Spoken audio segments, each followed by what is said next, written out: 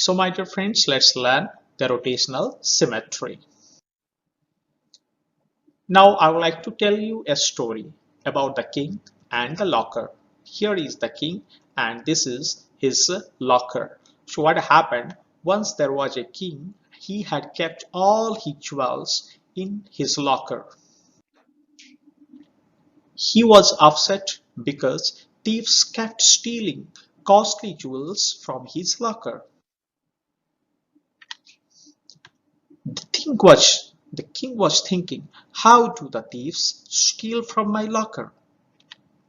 The locker could be opened by giving its handle half a turn, another half turn, and the locker would be locked again. This is the way the locker is being opened. But the open and the locked situation, both of the cases, the locker looks the same. The king would often leave the locker open, thinking it was locked. The reason was that the locker was looking same at open and locked position. One day his clever daughter gave him an idea which he liked very much. Now he never got confused. The king's daughter asked him to put a dot on one of the yellow blades. Now she put a dot in one of the yellow blades. Here the Sorry, locker the is in objects. open situation. Now let's turn the locker half a turn and you will get the locker comes as locked position. Then the king never got confused and the thieves could not steal his jewels. And this is only possible by giving the dot. When the dot was in upper position, it was open. When the dot comes to the lower position, it is treated as locked. All this confusion, the confusion is due to rotational symmetry. So now look at this rectangle. Let's draw the lines of symmetry. Here the lines of symmetry, and this is the point where all the lines of symmetry join together. This rectangle can be rotated about a fixed point P. This fixed point P is called center of rotation.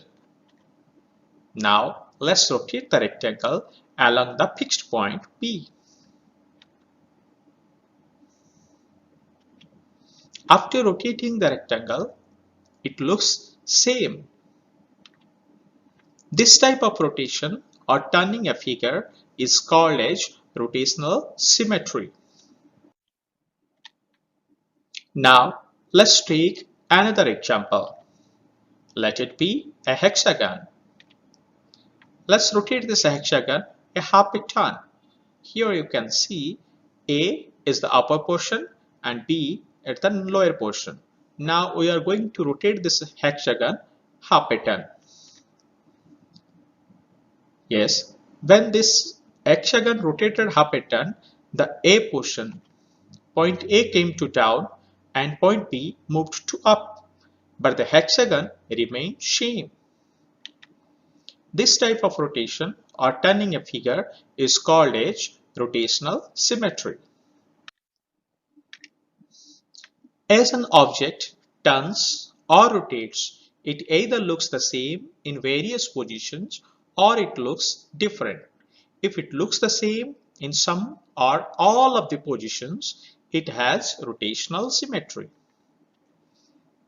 Objects, letters, numbers, and shapes can all have rotational symmetry. Rotational symmetry in nature. Here you can see a flower, and these are the lines of symmetry of the flower.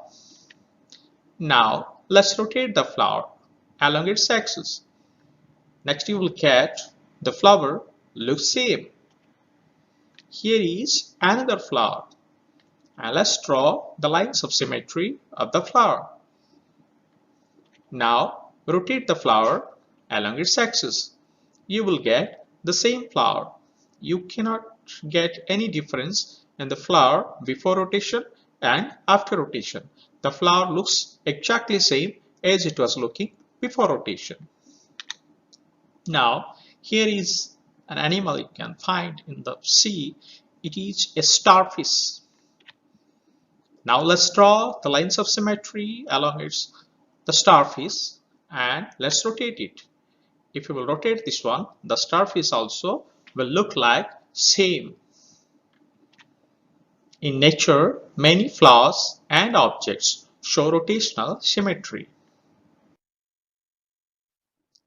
Let's find out which of the following objects show rotational symmetry.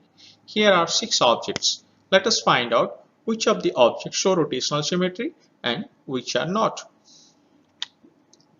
The first figure is a flower, and when you rotated it at an angle, you can see here rotated quarter 1 by 4 ton. Then the flower was not looking like as it was looking previously.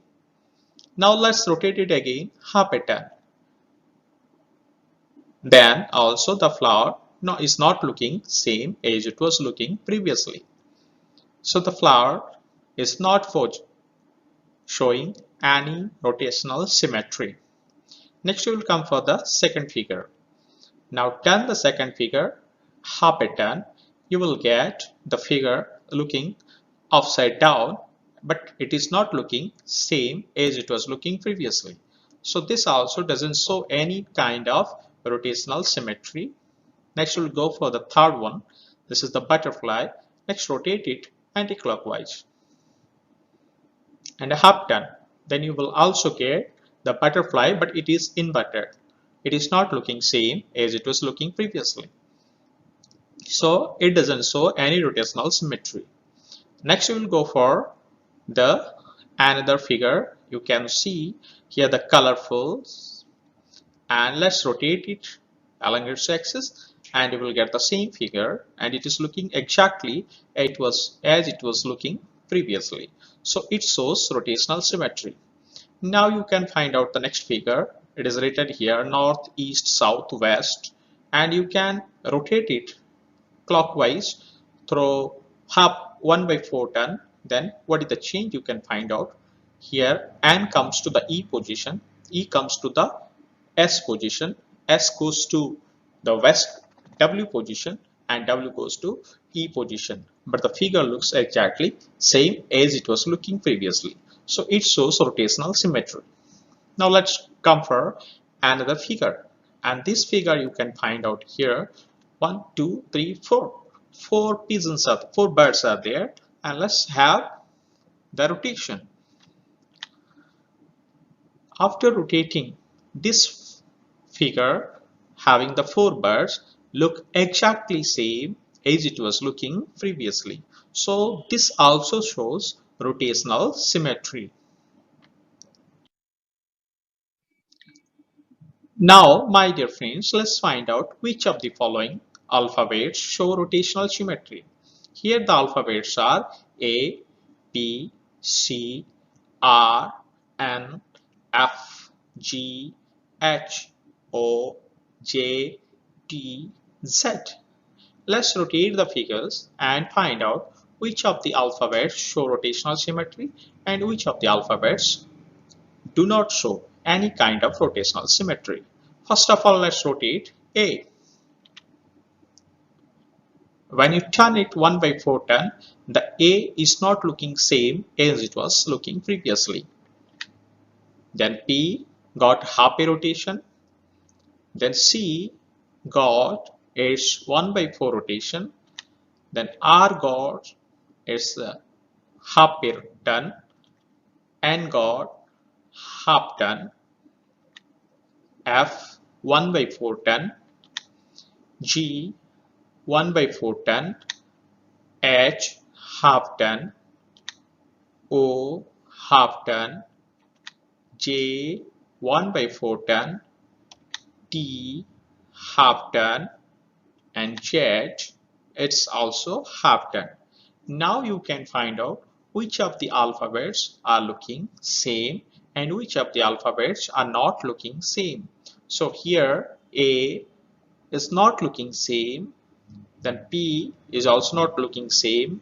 Then here you can see find out C, R, they are not looking same, but N looks same as it was looking previously. So N shows rotational symmetry, but F doesn't show any kind of rotational symmetry.